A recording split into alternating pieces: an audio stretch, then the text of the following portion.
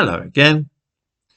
One of the trends in British politics which I've noticed over the last few years, and about which nobody ever seems to talk, is the number of unelected prime ministers we've been having.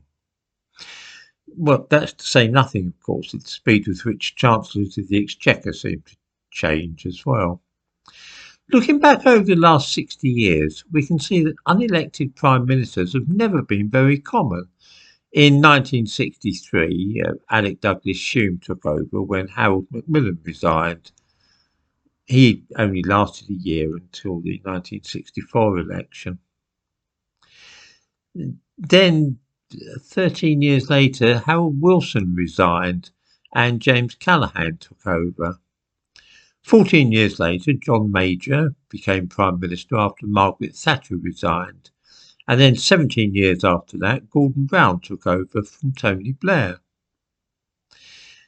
In other words, unelected prime ministers came along every 15 years or so. They were very much the exception. In the last 6 years, though, we have seen 3 unelected prime ministers, and now there's a strong possibility that we shall see a 4th. This is a bit strange, and it seems to have become a bad habit on the part of our political leadership. It's as though they hope we won't notice that our prime ministers now are often not elected, but simply installed by some committee or other. Together with the astonishing turnover of chancellors of the Exchequer, all this gives the impression of a permanent political crisis. In the last 3 years, we've seen a Chancellor who lasted only 7 months in the job, that's Sajid Javid. Then there was another one who was only Chancellor for 2 months, Nadim Zahawi. And now we've just seen the end of one who was in office for just 38 days. I've never seen anything like it in my life. I thought that appointing Kwasi Kwarteng was a bad move in the first place. It looked very much like a desire to have a black man in one of the great offices of state, regardless of whether he was going to be any good at the job. In the event, he was spectacularly bad at the job, wrecking the British economy in a matter of weeks, which I've not seen any previous Chancellor achieve. This is always the problem when you give people jobs based on skin colour rather than because of their ability to do the job. It does tend to end badly. There's no reason to think that the former Health Secretary, who has now been given the job, is really up to it.